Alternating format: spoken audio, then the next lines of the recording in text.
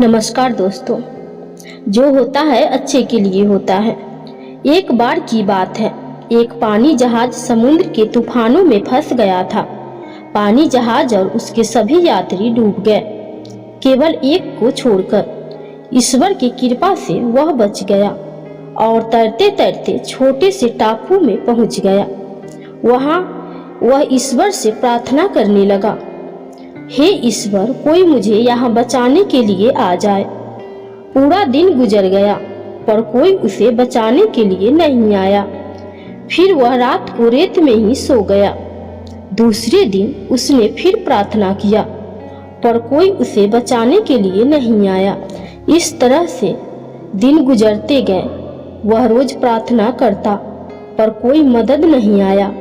1 महीने बाद अब वह हार मान चुका था। उसने सारी उम्मीदें खो दी थी और टापू में लकड़ी का झोपड़ा बनाकर रहने लगा। वह नारियल का पानी पीता, जंगल के फल खाता और मछलियों का शिकार कर खाता था। एक दिन वह मछली पकाने के लिए चूल्हा जलाया, तब लकड़ियां खत्म हो गई। वह लकड़ियां लेने के लिए बाहर गया और वह लौट कर आया तो उसके झोपड़े में आग लग चुकी थी। यह देख वह बहुत उदास हुआ और ईश्वर को कोसने लगा। उसने कहा, ईश्वर, आप बहुत निर्दयी हो। मैंने मदद मांगी, आपने मदद नहीं भेजा।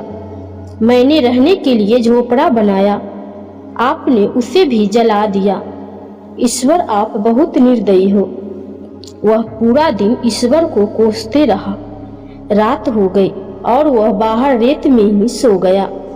सवेरे जब उसकी नींद खुली तब उसने एक बड़े से पानी जहाज को सामने पाया। उसे अपनी आंखों पर भरोसा नहीं हो रहा था कि कोई उसे बचाने के लिए आ गया है। वह पानी जहाज में चढ़ा और पानी जहाज चलने लगा। उत्सुकतावश उसने जहाज के कैप्टन से पूछा, आपको कैसे पता चला कि मैं इस सुनसान टापू में फंसा हूँ? कैप्टन ने कहा, कल आपने ही तो फायर सिग्नल भेजा था। इस पर उस आदमी ने कहा, पर मैंने तो कोई फायर सिग्नल नहीं भेजा था। फिर उसे अपने जलते हुए झोपड़ी की याद आई और वह समझ गया कैप्टन ने उसके जलते हुए झोपड़े को फायर सिग्नल समझ लिया है। उसे एहसास हुआ कि झोपड़ी में आग लगाना ईश्वर का ही प्लान था ताकि वह टापू से निकल सके। अब वह ईश्वर का शुक्रिया अदा करने लगा। दोस्तों, हम अपने सीमित बुद्धि से दुनिया को देखते हैं और ईश्वर के प्लान को समझ नहीं पाते हैं। जब भी बुरा वक्त आता है हम ईश्वर को कोसने लगते हैं, जबकि हमें ईश्वर पर विश्वास रखकर अपने कर्म करते रहना चाहिए। जब भी बुरा वक्त आए तो हमेशा याद रखना, इसमें भी ईश्वर ने आपके लिए कुछ सोच रखा है जो सही समय आने पर आपको पता चलेगा। इसीलिए कभी हार मत मानिए और अपने अच्छे कर्म करते रहिए। दिस इज जीव ज्ञान मोटिवेशनल स्टोरी। कर फिर मिलेंगे।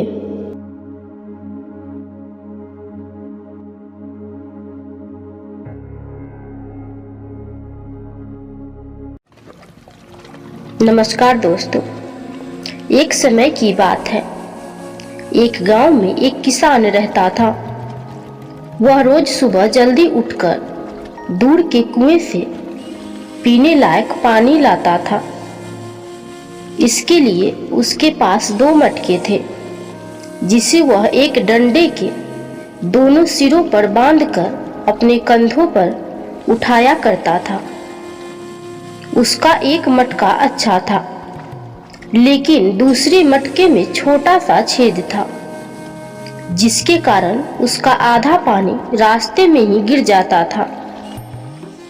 पहले मटके को पूरा पानी लाने का घमंड था और वह रोज दूसरे मटके को उसके छेद की वजह से चिढ़ाता और कहता, तुम किसी काम के नहीं, तुम्हारा आधा पानी रास्ते में ही गिर जाता है और तुम्हारे कारण किसान की मेहनत बर्बाद हो जाता है। यह सुन दूसरा मटका उदास हो जाता था। एक दिन वह किसान से कहता है, मैं बहुत शर्मिंदा हूँ। मेरे अंदर एक छेद है जिसके कारण मेरा आधा पानी रास्ते में ही गिर जाता है और आपका सारा मेहनत बर्बाद हो जाता है। मेरी इस कमी के बाद भी आपने मुझे कभी दोष नहीं दिया। मुझे माफ कर दो। यह सुनकर किसान को बुरा लगा और उसने कहा, क्या तुम हमेशा अपने इस कमजोरी के बारे में ही सोचती हो और उदास रहती हो? क्या तुमने कभी हमारे पानी वाले रास्ते को ध्यान से नहीं देखा? अगर ऐसा है तो मैं कल तुम्हें कुछ ऐसा दिखाऊंगा जिसे देखकर तुम्हारी यह चिंता खत्म हो जाएगी। अगले दिन किसान पानी लेने गया और लौटते समय उसने छेद वाले मटके से कहा, देखो रास्ते के किनारे कितने सुंदर रंग बिरंगे फूल खिले हुए हैं। वह मटका पूरे रास्ते फूलों को ही देखता रहा और आनंद लेता रहा। जब किसान घर पहुंचा तब उस मटके का आधा पानी रास्ते में ही गिर गया था।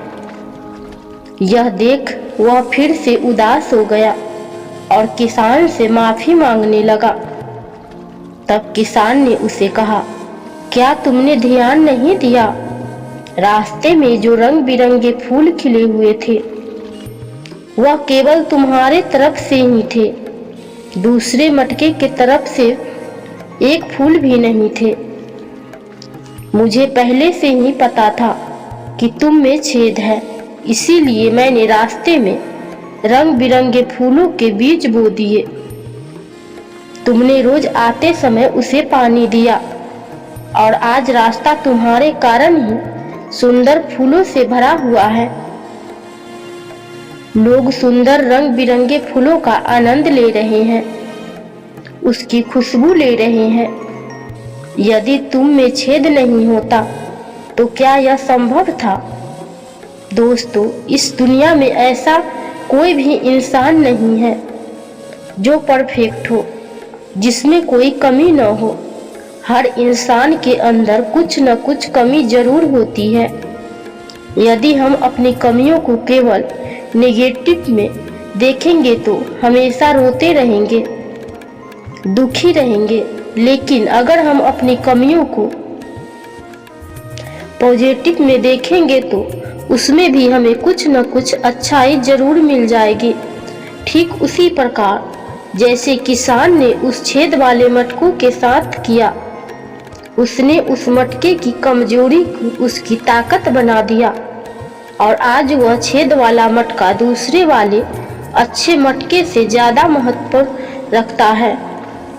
उस मटके की तरह आपके आसपास भी बहुत से दुखी लोग हैं जिन्हें इस कहानी की जरूरत है। कृपया उन्हें यह कहानी शेयर कीजिए। आपका एक शेयर किसी की जिंदगी बदल सकता है, किसी की जान बचा सकता है। आपको पॉजिटिव बनाए रखने की मेरी इस कोशिश को लाइक करें और जीवन ज्ञान मोटिवेशनल को सब्सक्राइब करें। दिस इज जीवन ज्ञान मोटिवेशनल कहानियाँ जो मायने रखती है। धन्यवाद।